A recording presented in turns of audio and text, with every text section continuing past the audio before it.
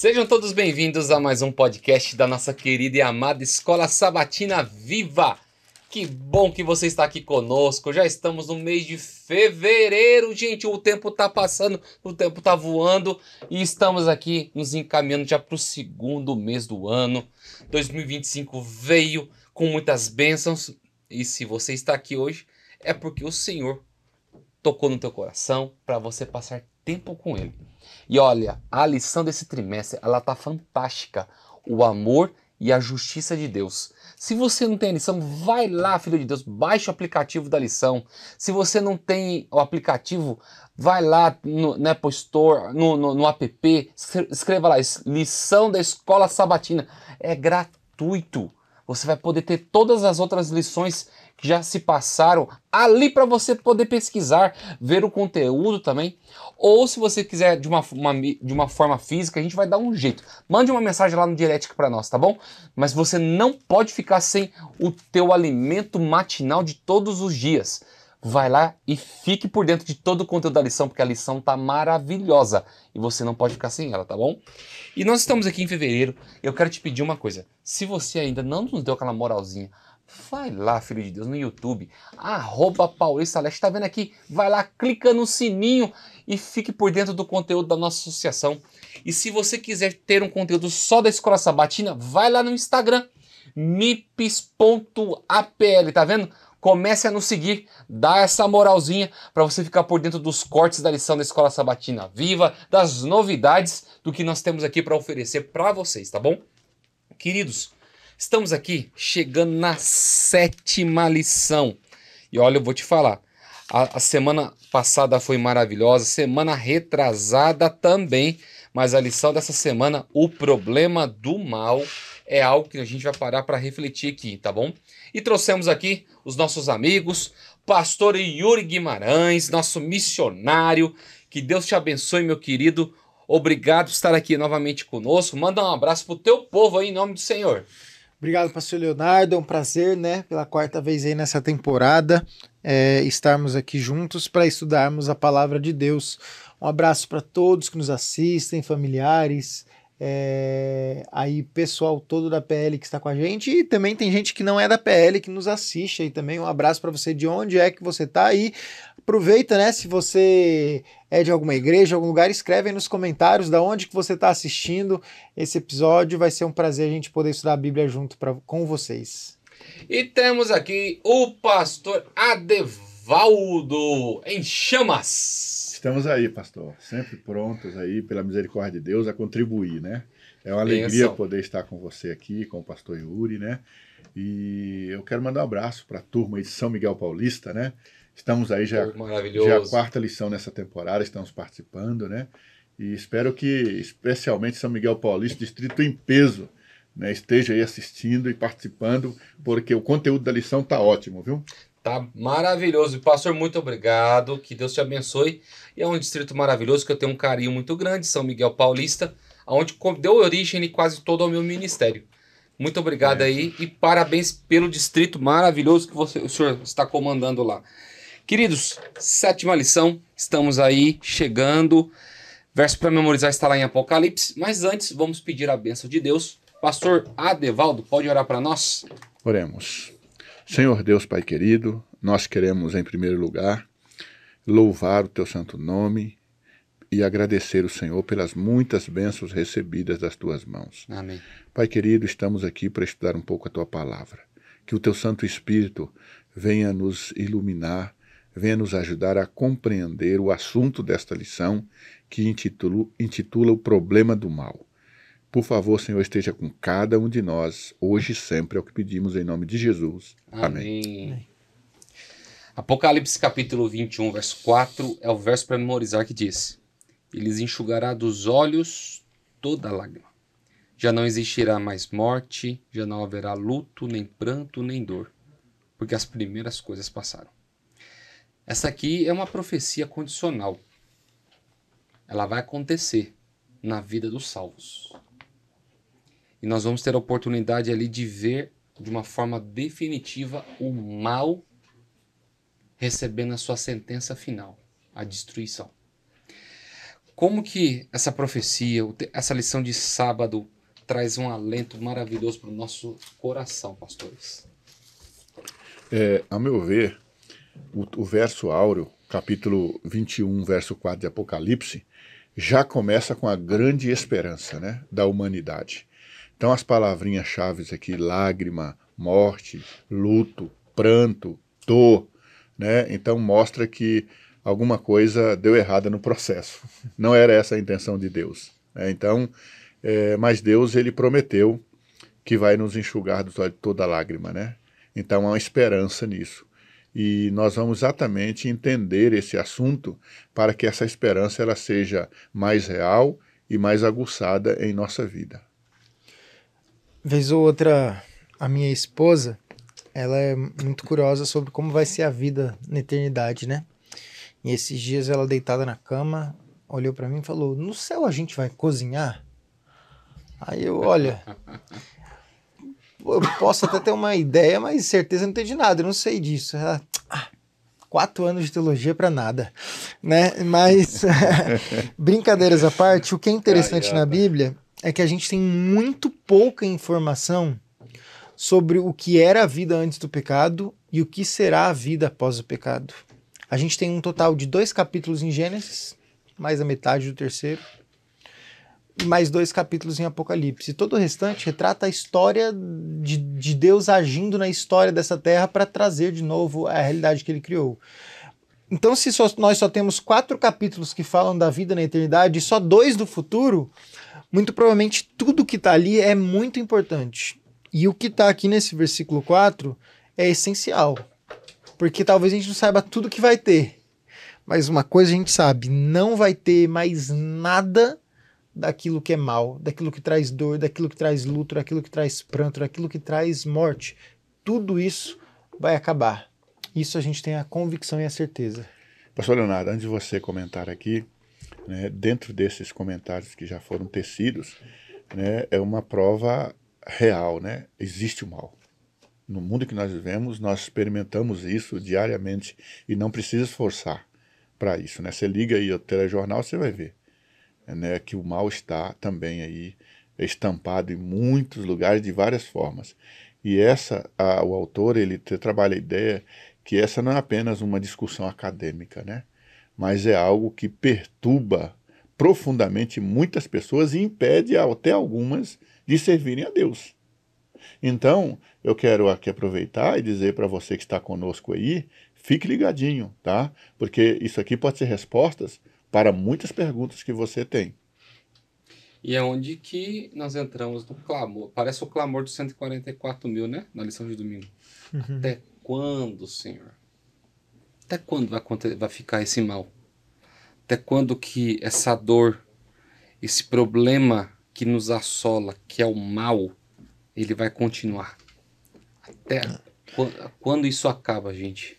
A gente muitas vezes tem dentro da nossa fé perguntas, né? Questionamentos e perguntas. E uma coisa que a gente encontra na Bíblia é que isso não é algo meu ou seu. Você talvez que está nos assistindo hoje também já teve ou está tendo suas dificuldades e tendo que fazer perguntas para Deus, né? Mas isso não é algo só nosso. A gente vê na Bíblia outros exemplos de pessoas que questionaram a Deus. Talvez o principal que a gente pudesse falar desses é Jó, né? Jó é um personagem da Bíblia que faz muitas perguntas para Deus. Perguntas de o quê, de como, de porquê, de até quando algumas coisas sucederam na vida dele. Então, essa pergunta, o até quando, ou outras perguntas e questionamentos que a gente faz, elas acontecem, elas são naturais, porque nós lidamos com a injustiça e com o mal, nós lidamos com a dor e com a tristeza, e muitas vezes a dor ou a tristeza, para os nossos olhos aqui na nossa frente, a gente não tem a resposta, a gente não tem a explicação, e por isso a gente faz perguntas, né? E essas perguntas, né, como já diria o filósofo, o que move o mundo não são as respostas, mas sim as perguntas.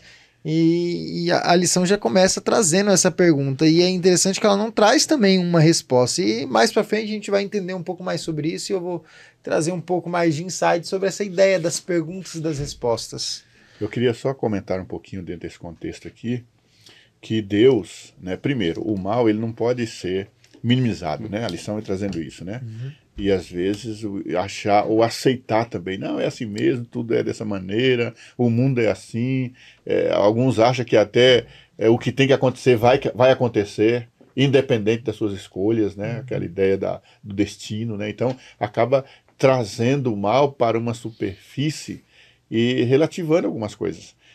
Deus, se nós já que entendemos, odiamos no sentido de que não aceitamos, olhamos para as questões desse mundo, agora imagina Deus. Deus muito mais ainda. Né? Deus, ele odeia o mal. Deus não gosta, expressão odeia, né? Parece que é meio pesada, mas é uma forma de expressar aqui. O mal, ele de fato, ele é terrível. Né? E ele vai acabar um dia porque Deus prometeu. Agora, quando nós entendemos isso, dentro de um contexto também, né, porque o pastor Yuri colocou aqui a questão de Jó, né?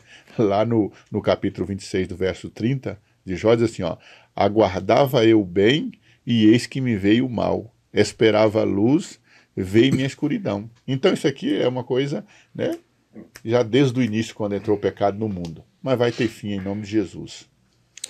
E é onde nós entramos na lição de segunda-feira, há coisas que não sabemos. Existe uma frase que uma vez o pastor Mário Jorge ele disse assim, Deus sabe o que nós não sabemos e vê aquilo que nós não podemos enxergar.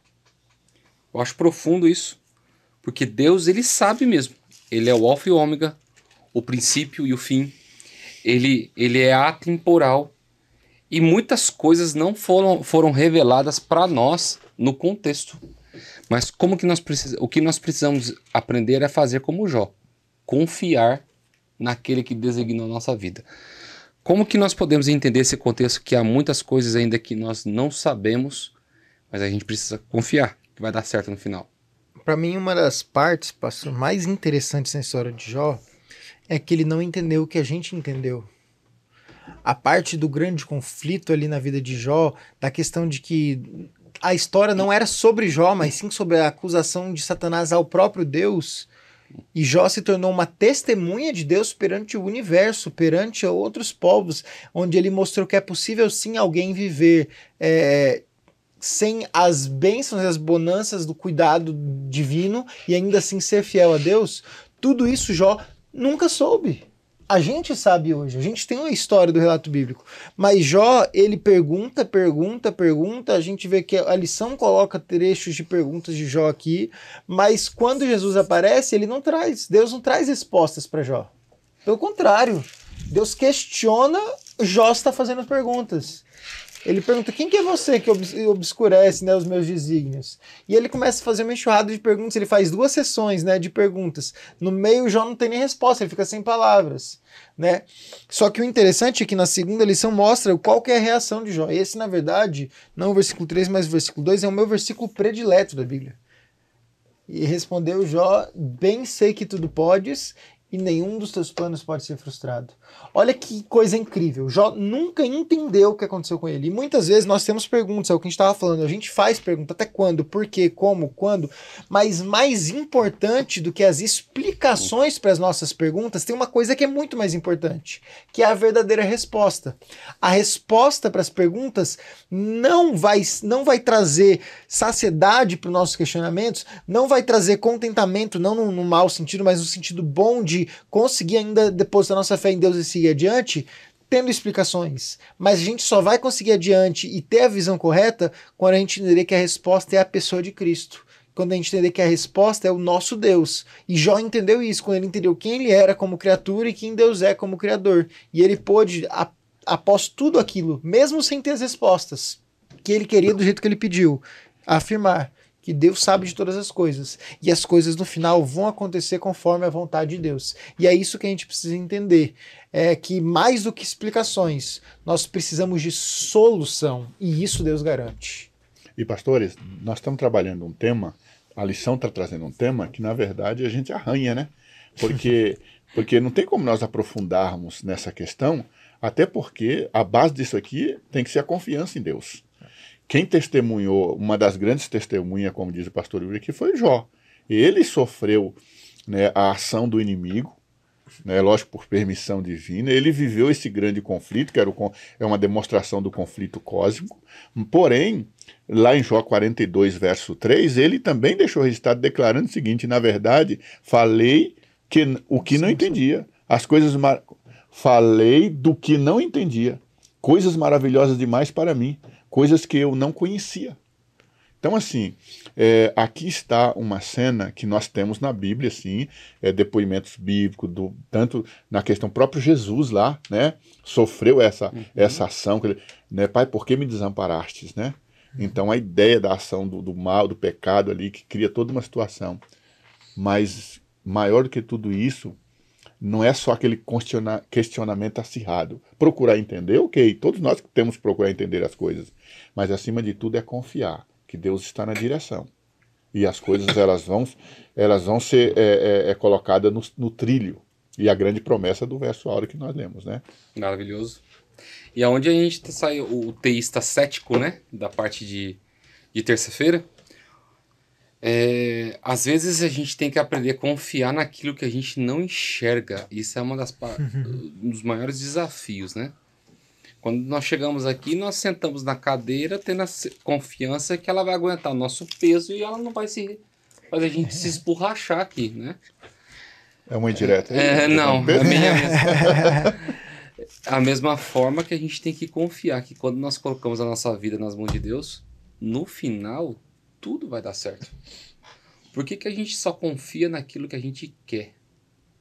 É tão fácil ser cético, né? De uma forma abstrata, poder tocar, querer poder manusear isso. Deus a gente não manuseia, a gente sente. É completamente diferente, né? E como que a gente pode trabalhar esse teísmo cético para as pessoas compreenderem de uma forma verdadeira o que Deus deseja para nós? Um livro que eu gosto muito, que eu já li, é o Decepcionado com Deus, de Philip Yancey. E ele vem falando sobre essas questões, né, da confiança em Deus, apesar das adversidades. Uma coisa que a gente tem muita tendência a fazer, algumas pessoas, é querer dar conselhos, ao aconselhar alguém, ficar explicando tudo, né? E nem Deus explica tudo pra gente. E muitas vezes a gente faz isso. E às vezes a gente pode ter razão, né? Tentando dar lição de moral num momento difícil da pessoa, a gente pode até ter razão. Mas a gente vai conseguir pouco resultado com isso. E Philip Yancey, ele fala que ele era um desses que gostava de apologética e de explicar tudo, até que ele vai na casa de uma pessoa e vê uma pessoa que estava sofrendo, e ele vai relatando ali, não cabe contar os detalhes aqui, quanto que aquela mulher tinha sofrido. E ele ficou assim, sem palavras, ele não sabia explicar ou dar, qualquer palavra que ele falasse ali, ele sentiu que não seria suficiente para poder tentar explicar o porquê do sofrimento para aquela mulher. E muitas vezes o sofrimento, né, esse ceticismo que a gente tem teísta, ele envolve essa questão da confiança e da fé e da resposta que é a pessoa de Cristo, porque nem sempre a gente vai poder dar razão de tudo. Tem muita coisa que não é nossa, né? Aquilo que Jó mesmo fala, coisas que eu não conhecia, coisas que eu não entendia. E a lição vem falando, uma forma de lidar com o problema do mal que se baseia no reconhecimento de que, como criaturas, sabemos muito pouco. Nós sabemos muito pouco. Então, a gente precisa primeiro entender quem a gente é, que a gente sabe pouco, e não querer ser o sabichão que quer dar a resposta de tudo. Tem momentos que é momento de parar, de ouvir, de refletir, para aprender a confiar. Amém. O Salmo 73, que é mencionado na lição, né, é o Salmo de Asaf, e isso retrata exatamente, né, esse contexto, porque Asaf, por exemplo, no Salmo 73, verso 2, ele diz assim, ó, quanto a mim, porém, quase me resvalar os pés, pouco faltou para que se desviasse os meus passos, pois eu invejava os arrogantes ao ver a prosperidade dos perversos. Então, Asaf aqui, ele tem a mesma performance desesperadora, podemos dizer assim, de Abacuque lá também. Quando ele olha ele foca na questão errada. Lá no verso 17, ele diz assim, ó, até que entrei no santuário de Deus e atinei com o fim deles. Então, veja que a assimilação e a direção de tudo isso, Asaf tem quando? Quando ele entra no santuário de Deus. Aí ele vai vislumbrar que toda ação existe uma reação, toda atitude tem uma consequência, e Deus está na história da humanidade, trabalhando para salvar todas as pessoas que quiserem ser salvas. Mas, no entanto, alguns endurecem o coração, vê isso, porque teve um acidente, o cara estava bêbado lá, e a família morreu e o cara foi salvo, né? E aí começa a caminhar para a questão do ateísmo, endurece o coração, não permite a entrada de Deus. Asaf diz que quando ele entrou no santuário, ele entendeu todo o plano de Deus. E é isso que Deus quer revelar para mim, para você, para todos nós. O plano dele, né? Dando todo um contexto aí para toda a história da humanidade. Mas Deus tem um fim com vitória para aqueles que servirem. E Deus, ele dá liberdade, né, de tudo isso. Que eu acho interessante na lição de quarta-feira, o livre-arbítrio. Tem gente que não entende o que é livre-arbítrio. Eu acho interessante a comparação, a lição fala da Sony Corporation, que fez o cachorrinho de robô, que substitui... Você tem a... Como é que chama lá a cachorrinha que eu peguei ela aquele dia? A Zelda. A Zelda. Desse tamanho. Parece um rato, gente, a cachorrinha que tem lá. Daí, a Sony criou um cachorro robô que não tem pulga, que ele não vai ficar latindo, que ele não tem odor, que ele não tem nada. Agora, você troca o cachorrinho a Zelda por um robozinho desse pra poder... Não vai. É um direito de... Existe algo que parece ser perfeito. É um cachorro, mas só que é do jeito perfeito. Mas o que você prefere ter do jeito que você quer. É um livre-arbítrio. Uma vez a gente chegou a refletir, se uma pessoa chegasse na rua, olhasse a Zelda e oferecesse 50 mil reais por ela, a gente vendia? E eu discuti com a minha esposa, a gente chegou à conclusão que não, quanto mais trocar por um robô, né? Mas é interessante essa questão do livre-arbítrio. Alguns, né, têm desacordos com o termo livre-arbítrio, mas independente do termo que você quer usar, livre-arbítrio, liberdade de escolha, qualquer que seja, a verdade é que podemos e somos livres para escolher. E a lição vem trazendo a ideia que muitos consideram, tudo bem, Deus não ocasionou mal, mas ele indiretamente ocasiona ao nos dar a liberdade de escolha, né? Mas a gente acabou de estudar, e a base de toda essa lição, estudamos nas semanas anteriores, o que é a base do amor. E o amor, ele respeita a escolha. Não existe amor divino, não existe amor verdadeiro sem que haja essa liberdade. Tem até um filme que eu assisti há algum tempo, eu não lembro nem o nome dele, mas de uma mãe que... para quem não assistiu o filme, eu já vou dar o spoiler todo, né? Mas eu não sei nem o nome do filme. Uma mãe, ela trata uma filha que ela é doente em casa e prende, a filha não pode sair de casa, ela toma remédios e ela vive toda distorcida, não consegue andar, vive uma vida muito sofrida. E aos poucos, ao se aventurar, a filha passa a descobrir um pouco da história dela. De que na verdade ela não é nem filha daquela mulher. Aquela mulher havia perdido um bebê, roubou um outro bebê e para ter a ideia de que fosse a própria bebê dela, deu remédios para causar a doença na filha, para a filha ficar doente e ela achar que era o bebê dela doente. E prendia a filha em casa. Então veja, para ela aquilo era amor. Era causar como um ser humano se tornar doente para viver dependente. Porque para ela a ideia, eu preciso de uma filha que dependa de mim, que seja doente para eu ter que cuidar. Isso é amor. Mas era um amor que não é verdadeiro, é um amor que se torna doentio, porque não respeita a liberdade de alguém. Não existe amor forçado, não existe amor exigido. E Deus, em momento algum, ele exige o nosso amor. Ele sempre deu a liberdade. E é claro, não existe vida distante dele. Portanto, aquele que vive distante dele exige morte. Mas ele, em todos os momentos, deu a liberdade do ser humano poder escolher que tipo de vida ia querer. A vida onde Deus é seu Deus ou você mesmo quer ser seu Deus? Então, isso é amor. Não existe amor sem liberdade de escolha, sem livre-arbítrio. C.S. Lewis escreve, trouxe a lição aqui, né? Que o livre-arbítrio, embora possibilite o mal, também é a única coisa que torna possível o amor. É interessante, né? E aonde eu acho interessante essa questão da lição, porque assim, livre-arbítrio é um direito que nós temos todos os dias, né? Não tem um grau pra gente alcançar. Ele tá ali. E nós exercemos ele através das nossas escolhas, nossos desejos. Deus só vai nos salvar se nós desejarmos. Tem gente que acha assim, eu não acho justo o que Deus faz. Eu estava dando estudos bíblicos, eu falei, por quê? Não, porque se eu não fizer a vontade de Deus, eu não vou ser salva. Eu falei assim, mas Deus, você acha injusto? Não é livre-arbítrio isso. Eu falei assim, você respira, não respira? Ah, respiro. Quem te deu o direito de você respirar? Ela, Deus. Mas se você faz alguma coisa para você ter que respirar, ou é involuntário isso? É involuntário. Você não aprende a respirar. Você respira pelo instinto já, né? Ela olhou para mim e falou assim, tá, o que o senhor quer dizer? Eu falei assim também é nosso livre-arbítrio. Você não tem que pensar. Você vive ele. É um direito. Você tá ali. Agora, de você querer viver o céu, Deus tem a oferecer algo para você. Fala assim, olha, filho, você quer estar próximo de mim?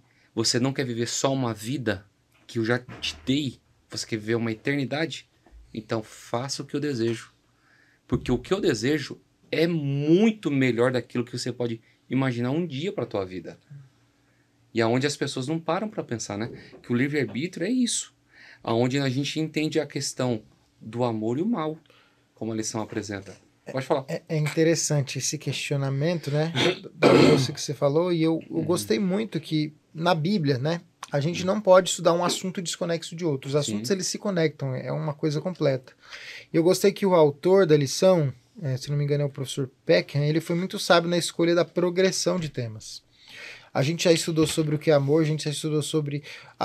E aí, dentro desses assuntos que a gente estudou há algum tempo sobre a injustiça e o mal. E veja, por um lado, a gente se indigna e não quer que haja injustiça. E por outro, a gente quer viver uma vida de acordo com nossos desejos e vontades, que praticam e formam o quê? Resultam em injustiça.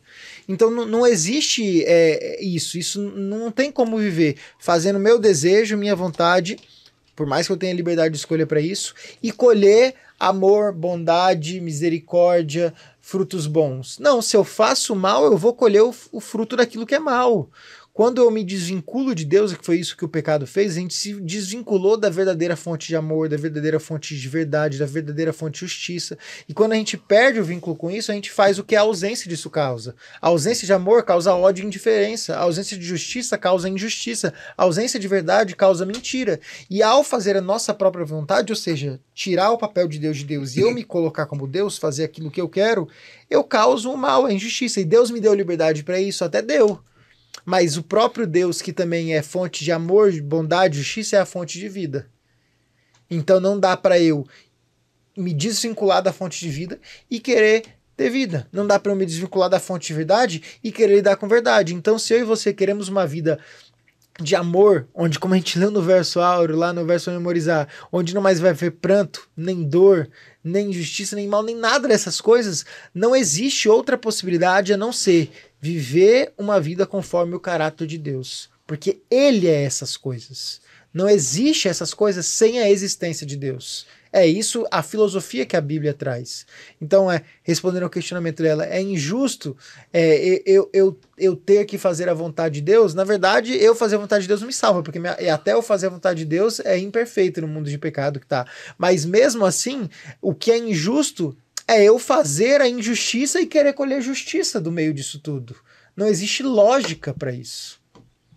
Pode ir. E diante dessa questão aqui, né, do livre-arbítrio, é simples, é meio que até clichê, podemos dizer assim, mas a prova cabal é Adão e Eva, né?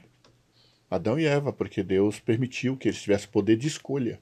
Infelizmente escolheram errado, né? Mas aí mostra esse grandioso amor de Deus, né? Ao Deus permitir que você escolha, você tem o poder de escolha, Ele também te ama.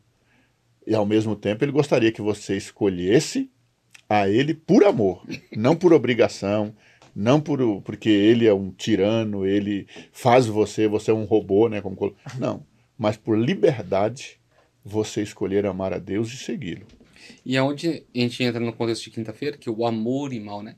Eu acho legal a forma como o autor do Dr. John, ele diz, assim, Deus ele concedeu às criaturas o livre-arbítrio porque é necessário para que o amor exista. É através do livre-arbítrio que eu entendo o que é amor. Porque é uma escolha. Eu tenho que decidir amar, eu tenho que decidir servir, eu tenho que decidir morrer. viver para a eternidade e morrer para esse mundo. Então, assim, sem livre-arbítrio não ia existir amor. Como que a gente pode entrar nesse contexto e aplicar para os nossos professores, para os nossos alunos, essa questão do amor e o mal? Que tudo resulta no livre-arbítrio. Pastor, me permite, pastor Yuri, também, talvez eu até vou falar de forma bem mais pausada, porque pode dar uma interpretação errada. Né? Mas olha, vamos pensar no livre-arbítrio. Deus deu o livre-arbítrio para o ser humano. E aí o primeiro passo na história humana com esse livre-arbítrio, pelo menos que fica registrado, entra a questão do mal, né? Ali no Jardim do Éden. E por entrar essa questão do mal, naturalmente, porque Deus faz de forma natural, vai entrar uma demonstração de amor. Então veja, nós hoje no mundo de pecado conhecemos de uma forma mais real o amor de Deus, infelizmente por conta dessa existência do mal. Né? Por isso que eu falar de forma pausa, porque pode dar uma interpretação errada, né? Porque Deus é amor na sua essência, mas eu estou me referindo a nós, não à questão de Deus. Nós conseguimos mensurar, entender isso justamente por causa da condição que a gente vive, porque a gente é mau, a gente é invejoso, a gente é tudo de ruim, tudo que não presta está em nós.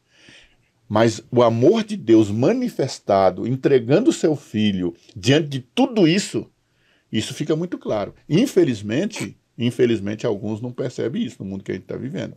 Mas na Bíblia, isso grita por conta do contexto que a gente vive, que a gente usa a ideia do mal, né? O amor e o mal, eles se contrastam tão fortemente na Bíblia que a existência do mal, que na verdade é a ausência de Deus, passa a existir por uma escolha do ser humano. Uma escolha minha, sua, uma escolha nossa. Mas ela tem a esperança de deixar de existir por uma escolha de Deus de pagar o preço dela. Amém. Então, quando a gente olha para a Bíblia, a gente encontra que bom é Deus. Bondade e amor só provém dele. Porque mesmo ele não ocasionando mal, é ele que resolve pagando o preço do mal.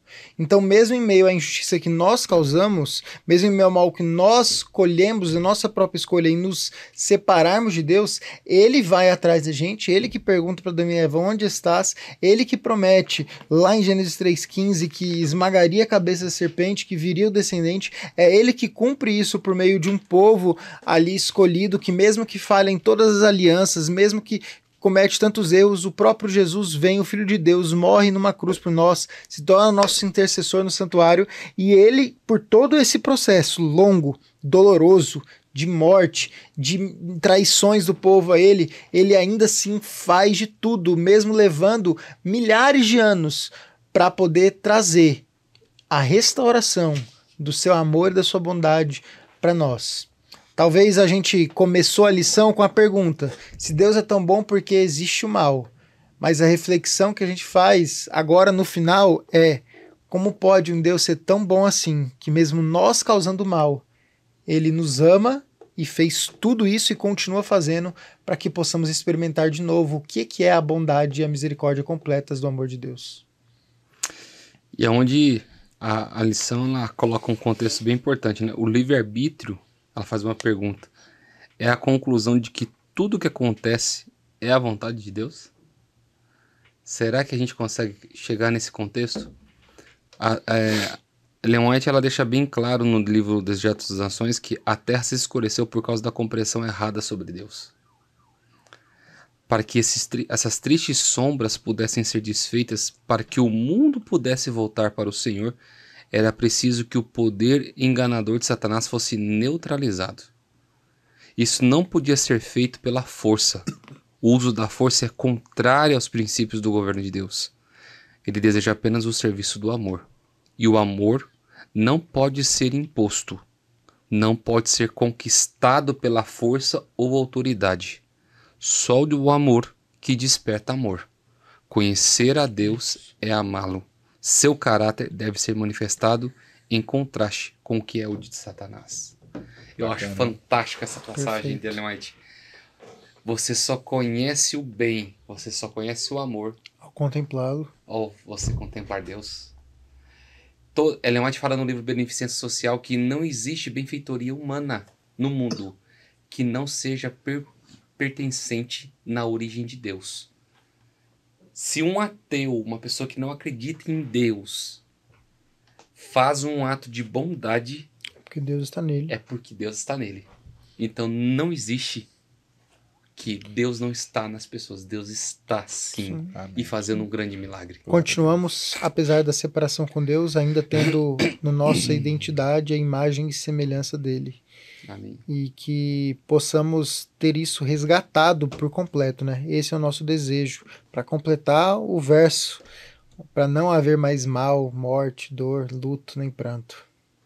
E assim, pastor. Promessa linda. Pode terminar? E assim, olha, em Romanos, né, 8:18, pois tenho para mim que as aflições deste tempo presente não se podem comparar com a glória que em nós há de ser revelada. Né? Então Deus promete que dará fim todo mal e sofrimento. Então, para deixar bem didático, né, pastor, a pergunta que a lição se propõe a fazer é: como que pode haver tanto mal? E a gente entendeu que a gente não pode explicar tudo, a gente não sabe de todas as coisas, nem esse é o nosso objetivo. Mas talvez a nossa reflexão aqui é fazer, olha para Deus e como é capaz de alguém ser tão bom. Essa é a reflexão que eu acho que a gente devia fazer. Se existe tanto mal no mundo, é que você ainda não conseguiu compreender o quanto de amor que existe ainda de Deus por nós. Que Deus te abençoe nessa semana. Pastor Yuri, pode orar para nós? Oremos. Ó Senhor, nosso coração se enche de gratidão, nosso coração ele fica até perplexo de como a gente consegue compreender um Deus que nos ama tanto assim.